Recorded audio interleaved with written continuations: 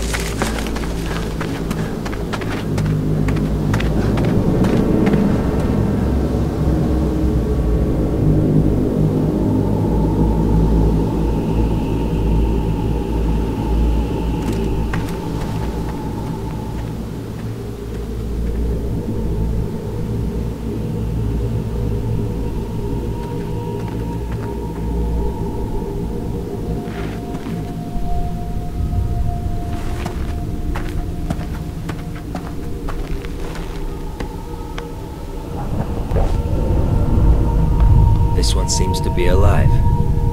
What a lucky guy. At least death would have saved him from the dreams. Let's go and see what value Sidorovich will put on your head.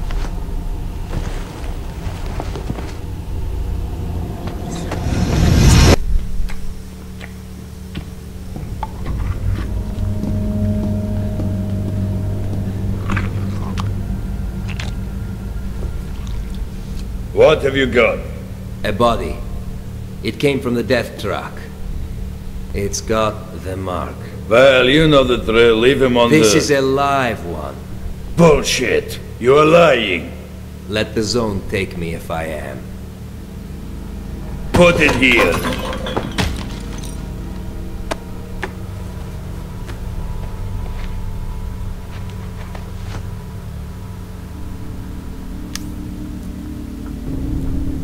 I think, for this one, I can give you...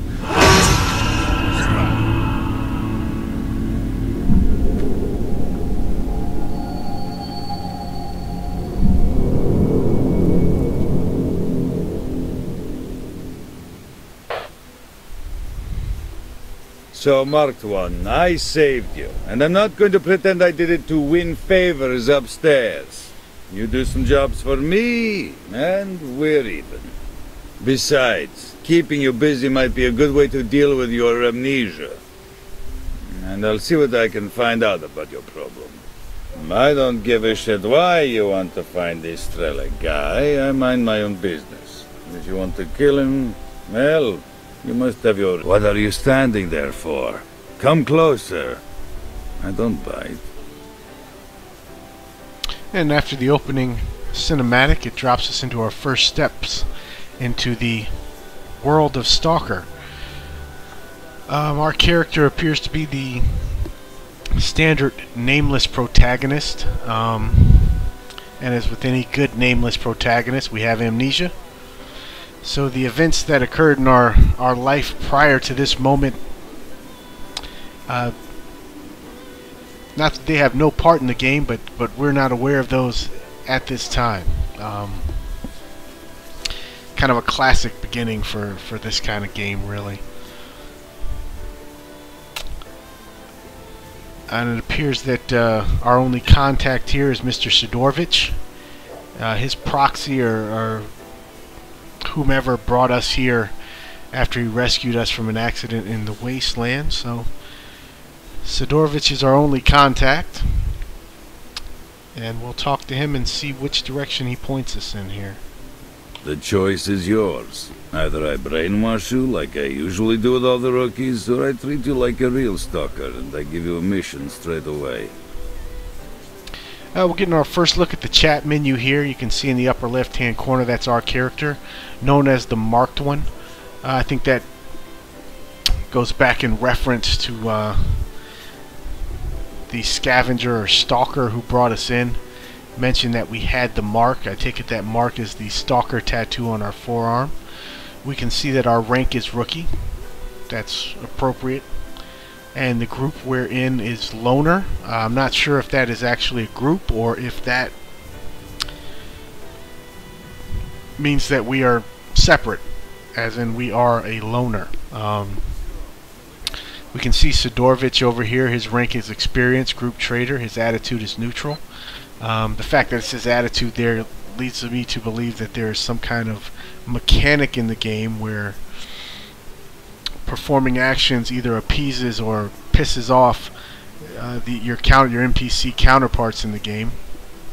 In this kind of game where the character has no real background or backstory and the game is open-ended, that is a great mechanic to use to give your actions weight.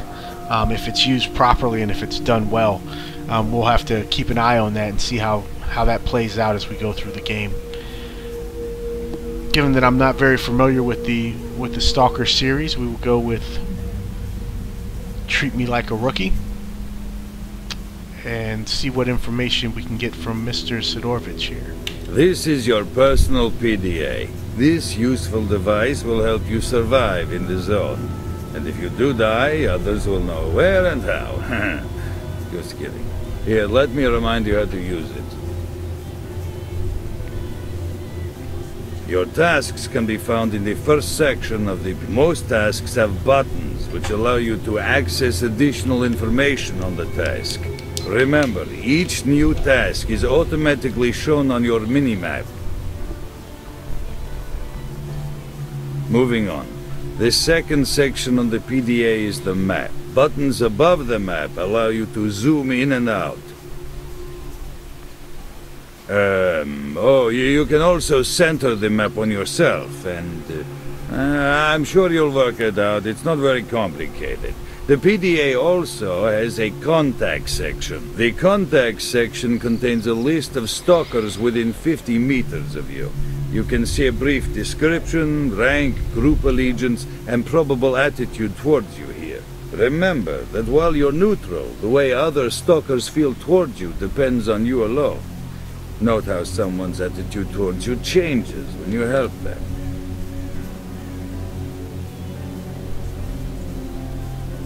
Be careful if enemies are around. They're marked red on the visor. Friends are green and neutrals are yellow. Oh, and PDAs of dead stalkers are gray. Helps if you're into looting corpses. What else? Oh yeah, there's a diary too. Well, what is there to say about it? All the information you need is noted in your journal. And news too. Even what I am telling you right now can be found in this section. Then there's a rating section. You can see the top 20 stalkers I know. I refresh this info from time to time to keep up the competitive spirit. Maybe you'll be at the top of this list someday. Who knows? Your own achievements are noted in the stats section. It's pretty much self-explanatory. And then we have the encyclopedia. It contains information about the zone and survival advice which you find or are given by other stalkers. That's basically it, I think. Oh, one more thing. Your PDA model has a wide-frequency radio wave scanner with an inbuilt decoder.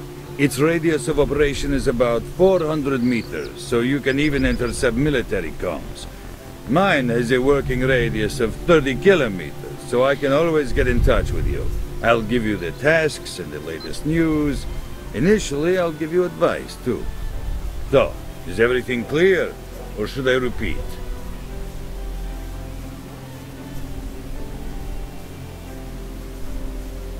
Okay, well, apparently Mr. Sidorovich here is also a master ventriloquist as well as a traitor. He gave us the last bit without moving his mouth, so kind of a funny little bug. Like I said, this game has a number of little inconsistent points like that, but I think from what I understand, the overall experience of the game is really something worth playing through the bugs for. So he just went over kind of a tutorial of our PDA, a couple things that I was impressed with here on the contacts list. You see reputation and attitude. So I'm going to be kind of interested to see how that mechanic plays out. And it also looks like Loner is an actual group of guys that I guess we're default belonging to. But I'm going to be interested to see how reputation and attitude plays out. I guess reputation is akin to maybe the group they belong to, and attitude is more of a personal relationship. That could go in a lot of directions and could have some interesting moments maybe result from that later on. So the diary looks pretty useful. I mean, so far so good. This looks like a pretty good way to keep track of your in-game information. Of course, every organization method looks ample until you start actually putting information into it, and that's when it'll start to show its flaws, if any. So we'll keep an eye on that as well. Got a job for you, Marked One. I want you to find a stalker called Nimble. He was carrying some very important information. He disappeared somewhere near the bridge. Find him. Dead or alive, I don't care. I need the flash drive with the info. Visit Wolf from the local camp and ask him. He certainly knows where that guy can be.